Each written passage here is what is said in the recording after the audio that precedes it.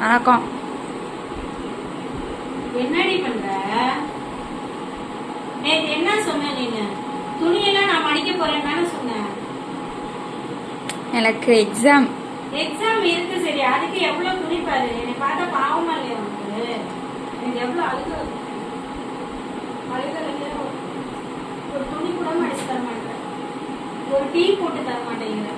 ஒரு காஃபி கேட்டோம்னா 2 மணி நேரம் கழிச்சு எக்ஸாம் இல்ல गाइस, அவ வீடியோ தான் எடுக்கறா, நல்லா பாத்துக்கங்க. எவ்வளவு துணி பாருங்க. இவ்வளவு துணியில பாதி துணி கையில போச்சு, பாதி துணி வந்து மிஷின்ல போட்டு. என்னோட நிலைமைய பாருங்க. ஹெல்ப் பண்ணலாம் எனக்குலாம் யாருமே இல்ல. சும்மாண்டா மணி என்னாவது, நான் பெத்த மூத்தது இன்னும் தூங்குது. போய் உதிரி பூ வாங்கிட்டு வாடா, கோகுலாஷ்டமி வருது அப்படிங்கிற படுத்து தூங்கி சாதிக்கிறான். கோகுலாஷ்டமி அப்ப போய் வாங்கினா நம்ம பூ வாங்க முடியுமா? அன்னைக்கு ஆடி 18க்கு எதுக்கு வாங்கினேன், பூ வாங்கினேன் 150 ரூபா. 100 கிராம் பூ 150 ரூபா. அந்த அளவுக்கு நம்மகிட்ட இப்ப காசு பணம் இருக்கா வாங்கி கட்டுறதுக்கு? பூ கம்மி விலை விற்கையிலே போய் வாங்கிட்டு வந்து கட்டி ஃப்ரிட்ஜில் போட்டுட்டோம்னா அது பாட்டு கிடக்கும். போயிட்டு வாடானா படுத்து தூங்கிட்டு இருக்கான். நேற்று ஊருக்கு போயிட்டு வந்தான், என் தம்பி வீட்டுக்கு பட்டுக்கோட்டைக்கு. 2 வீலர்லயே போயிட்டு வந்தான். அதனால டயர்டா இருக்குன்னு தூங்குறான். 200 கிலோமீட்டர்ல அப் அண்ட் டவுன் 230 கிலோமீட்டர் வந்துடும் இங்க நம்ம வீட்டுல இருந்து. அது போயிட்டு வந்து காத்துல போயிட்டு வந்தது முடியல ஏற்றுக்கு. மனுஷன் தூங்கிக்கிட்டே இருந்தான். துணி மடிக்க மாட்டேங்குதுல. இப்பதான் நான் சமைச்சிட்டு வந்தேன். சமைச்சிட்டு வந்து இது லைவ போட்டுக்கிட்டு துணியை மடிச்சிட்டு இருக்கேன். இன்னும் டீ குடிக்கல. இந்த போட்டு வச்ச டீ ஆறி போச்சு. இப்படி இருந்தா எப்படி? அந்த பிள்ளை மூஞ்சியை மட்டும் அப்படியே அந்த கேமரால திருப்பி பாருங்களேன். அந்த மூஞ்சி எப்படி வச்சிருக்கு பாருங்களேன். 17 லெசன் தமிழ்ல.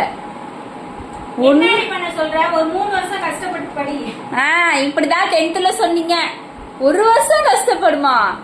அப்பா, ஒரு 3 வருஷம் கஷ்டப்பட்டு படிச்சிட்டீங்கன்னா ஏதாவது ஒரு வேலைக்கு போலாம், அம்மாவுக்கு உதவியா இருக்கலாம். அம்மா ரொம்ப கஷ்டப்பட்டுட்டேன். நீங்க தான் வந்து தலையெடுத்து அம்மாவை பாத்துக்கணும்னு பார்த்தா ஒருத்தன் படிச்சு முடிச்சுட்டு படுத்தே கிடக்குறான். என்ன, அவன் தப்பா சொல்லல, அவனுக்கு வேலை கிடைக்கல. என்ன பண்றது? பிள்ளைக்கு தகுந்த வேலை கிடைக்கல.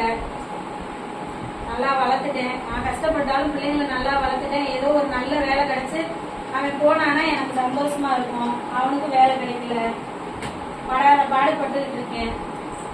ஏதோ நீங்க தான் வந்து என்னோட சப்ஸ்கிரைபர் தான் வந்து எனக்கு வீடியோஸ் எல்லாம் கொஞ்சம் பாத்தீங்கன்னா தான் எனக்கு கொஞ்சம் உதவியா இருக்கும்.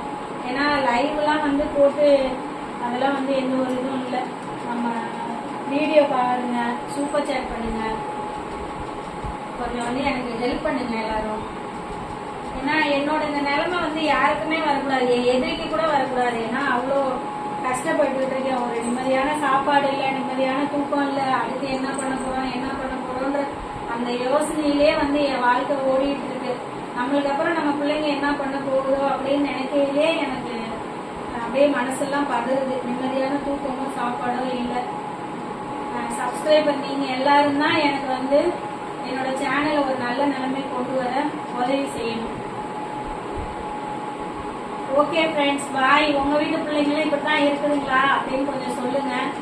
இந்த துணியெல்லாம் மடிக்கணும். எப்படி ஒரு 1/2 மணி நேரம் ஆயிரம். துணியெல்லாம் மடிச்சுட்டு தான் சாப்பிடணும். Bye friends.